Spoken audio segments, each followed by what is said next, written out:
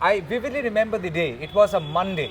The date was 25th of January. The year was 2016 and the time was around 3:30 when Chandra Kumar Bose, grandnephew of Netaji Subhas Chandra Bose, grandson of Sharat Chandra Bose, had accepted the BJP party flag from Amit Shah, then BJP president, national president.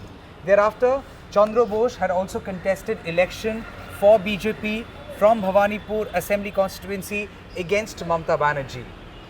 Today is 2023 and the date is 6th of September when Chandra Kumar Bose has resigned from BJP.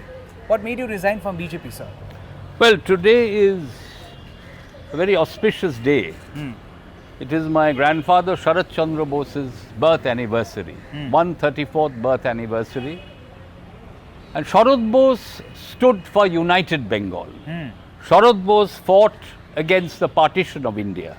He was vehemently against divisive communal politics. So today I think is historic that I protested and quit the Bhartiya Janata Party. So you quit in protest? Yes, because they failed to implement the ideology on which I do my politics. That the is? Ideology of Sharat Chandra Bose and Subhash Chandra Bose, the Bose brothers, as they were known as, inclusive secularism. So BJP has not been inclusive. That's why you have registered your protest and resigned from BJP? Well, you could say that, but I tried. It's not that I didn't try. I joined the BJP in 2016. I was quite impressed by the leadership of Sri Narendra Modi ji. He could steer the nation forward. He could give some kind of a direction, I thought. In fact, I liked the rhetoric and the message that Narendra Modi ji spread. Sabke saath, sabke vikas. हुआ सबका साथ? सबके साथ सबके विश्वास, सबके साथ सबके प्रयास. But only rhetoric really doesn't help. So you're calling it a rhetoric and you don't find merit in his... Because we have failed to implement this inclusive secular ideology across the nation. Today what do we find? We find divisive politics, vote bank politics, communal politics. The entire nation, this kind of divisiveness is being spread. Modi ji gave a new direction. Sabke saath, sabke vikas. Prayas, biswas. But I think we miserably failed. In fact, in 2021, prior to the assembly polls, I had submitted my proposal to the party leadership, to the central leadership, that let us approach all communities. Let us not divide society, because Bengal would reject communalism. But unfortunately, my proposals, although appreciated, was never implemented on the ground. And you know the results of assembly elections 2021. So when you actually gave a proposal that let's not divide people or let's not play divisive politics. So back in 2021, you had the impression that there was possibility of divisive politics being played by BJP. Certainly, the kind of speeches made by various leaders, I don't want to name anyone, but it gave the impression that BJP is interested in polarization in Bengal. BJP is not interested in uniting all communities, which Netaji Subhas Chandra Bose did. In fact, he is the only leader to date who could unite Hindus, Muslims, Sikhs, Christians, Buddhists, Jains as Bharatiyas. So this Bharatiya concept of both Sharat Chandra Bose and Subhash Chandra Bose needs to be implemented in Bengal and across the country. Which BJP hasn't done? I think we miserably failed to unite all communities, go to them for their welfare.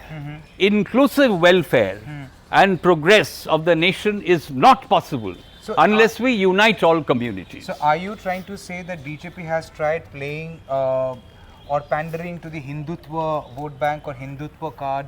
Is that what you are indicating?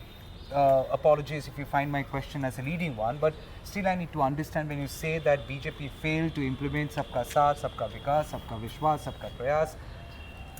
Yes, Whose they did vikas- fail. Whose vikas has happened? Whose prayas do you see in BJP's politics and policies? Well, a segment of the population, a very small segment of the population. So you are saying back in 2021, ahead of Bengal election, you had proposed to BJP certain ideas to propagate the idea of Netaji Subhas Chandra Bose and give out the message of unity and diversity. Exactly. And that was rejected by BJP, you would say? Well, it was never implemented. Is it equivalent to being rejected?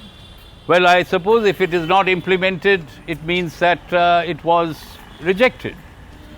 And the policy they adopted miserably failed in Bengal. Okay. Now, Mr. Bose, it's important to thus ask you, why did you wait from 2021 till 2023? I'm not even going far till 2016. So, if you were so dissuaded in 2021 when you realized they have not really followed your suggestion, why did you wait till 2023? Well, patience. I was patiently waiting. So you cannot be divisive if you are a follower of Swami Vivekananda and Netaji Subhas Chandra Bose. But just following would not help. You got to practice what you preach. Okay. Subhas Chandra Bose practiced what he preached in his Azad Hind Fauj. In his Azad Hind government, he set an example of uniting all communities. Now, where is it? Today we find there's so much of disparity. Mr. Bose, do you think, and after having stayed with BJP from 2016 till 2023 September, do you think BJP has used Netaji Subhas Chandra Bose to in a way woo the Bengali voters, or do you think the legacy of Netaji was politically used by BJP and thus you were taken into the folds of BJP and now you are disappointed and thus you have left? Would you agree to that inference? See, all political parties use national icons for vote bank politics. It is not necessarily, it's only BJP. But I was expecting a little more from the BJP. You see, Subhash Chandra Bose can be really honored, not by unveiling a statue of his, not by constructing a museum inside the Red Fort, not by saying that he was the liberator of India. Netaji Subhas Chandra Bose can only be respected by following his principles and ideology of being inclusive and secular. You cannot respect Subhash Chandra Bose by opposing his ideology. So this is what I wanted from Sri Narendra Modi ji, that his party, the government would follow the principles of Subhash Chandra Bose, of uniting all communities. You see, the concept of India, the culture of India is unity through diversity. But where are we seeing that unity through diversity? Current debate which is on is whether Bharat should be the name of our country and not India anymore. What's your take on that? Because India as a name is just not a name. It is dear to all of us. It is our identity as much as Bharat is our identity as Bharatiyas. How do you see the current debate around Bharat, I'm sorry to say, versus India? Well, it is very unfortunate. See, if you see the Constitution of India, it very clearly states India, that is Bharat, is a union of states. So that means it is synonymous. India and Bharat are not separate. It's one and the same. The world has come to know our nation as India. India gets its name from Indus Valley civilization. It is not given by anyone. Yeah, the Greeks had come to India. That's the time they discovered, India and Indus Valley civilization. But then this is history. You cannot really obliterate history. You cannot also obliterate 200 years of British domination. You cannot really. By just obliterating, you cannot forget history. You would distort history. So now this unnecessary argument of whether it is Bharat or India, there would be another group of people who would come and say, in the ancient ages, Our nation used to be called Bharatvarsha. So then why not Bharatvarsha? But I think India has priority of the government of India, priority of the political leadership is not changing names. Let India be. India and Bharat are one and the same. Let us concentrate on looking after 140 crore people of our nation. Let us concentrate on 60% of the population who are at starvation levels. Let us see that literacy is there. Let us educate. Right to education to all 140 crore people. These are the issues. Would Netaji ever had done this? Would Netaji ever tried changing India's name from India to Bharat, soul as Bharat? Would Netaji ever would have had any problem with the word India, stating this is nothing but a colloquial hangover, and because he is known to be one of the biggest face of revolt against the Britishers? Do you think Netaji would have done this? I don't think Netaji would have wasted his time. He would have had lot of other priorities for the people of his nation. See, changing name doesn't change the welfare and the people of our nation. The reality. The reality. Their plight remains the same. So what are we trying to achieve? And we don't become Bharatiyas by changing the name from Indians to Bharatiya. Bharatiya, we are not even following the Bharatiya concept. What is the Bharatiya concept? We are not Hindus, we are not Muslims, we are not Sikhs, Christians, Buddhas, Jains. We are Bharatiyas. First, you implement the Bharatiya concept across the country. Then you can think about changing the name to Bharat. So do you think BJP or BJP leaders are Bharatiyas, going by that concept of only being a Bharatiya, much above religion, caste and other identities? Would you call BJP leaders Bharatiyas? No politician or no party or no government has the right to destroy the nation. You stop using religion, caste and creed in politics for vote bank politics. You have just resigned from BJP. Thus the question is directly on BJP. Is BJP doing so, and thus you have resigned? Yes, BJP is using religion, caste and creed in politics, but evidently I was told that you cannot win an election unless you use religion, caste and creed. Who told you that? Well, I don't want to get personal, but this is the impression that I got. Why shy away from stating the truth? You are speaking to news the truth. I know.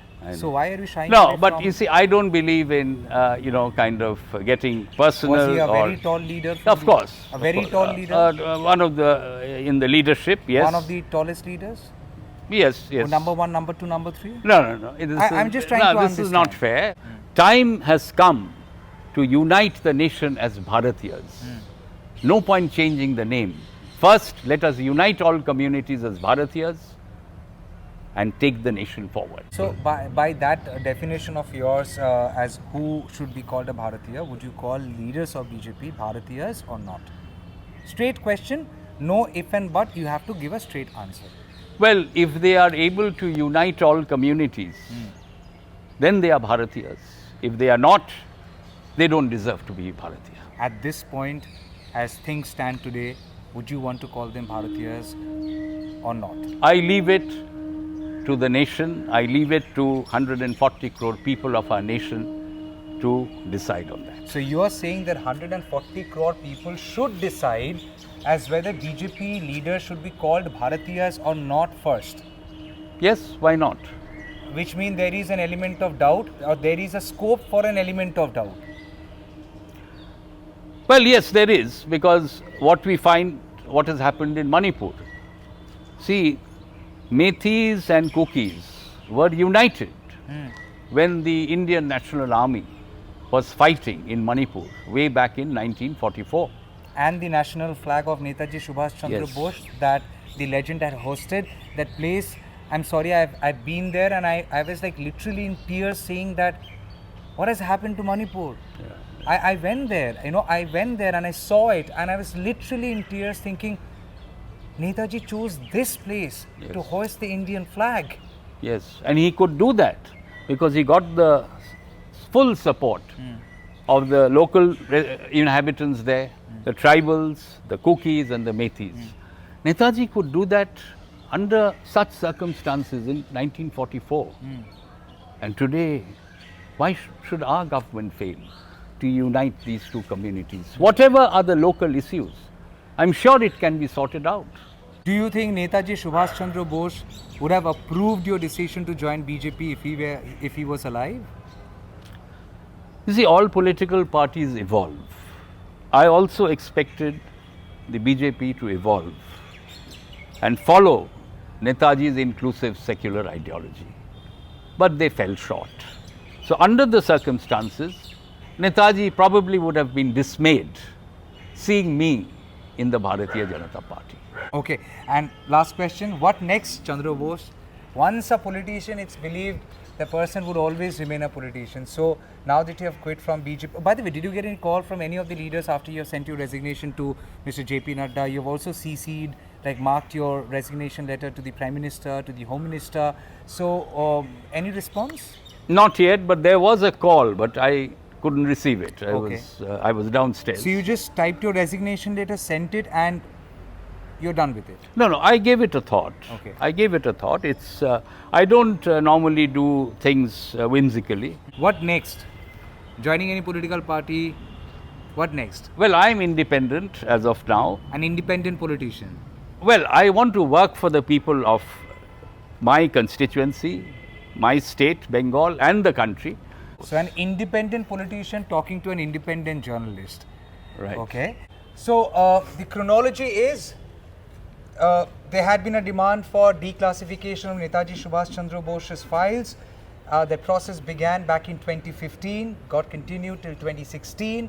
In between, Chandra Kumar Bose joined BJP, and then the chronology suggests he contested election on behalf of BJP.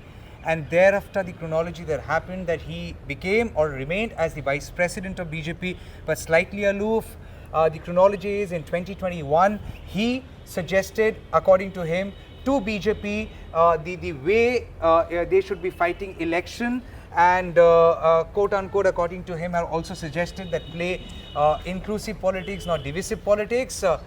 And the chronology as it stands today, that is 6th of September 2023, Chandra Kumar Bose, grandson of Sharat Chandra Bose, grandnephew of Netaji Subhas Chandra Bose, has resigned from BJP, from the primary membership of the party that he had joined back in 2016, and says he had been patiently waiting for BJP to play inclusive politics. Because they didn't, he chose to part ways. With video journalist Ronnie Shatra here in Kolkata, this is Tamal Saha for News the Truth, NTT.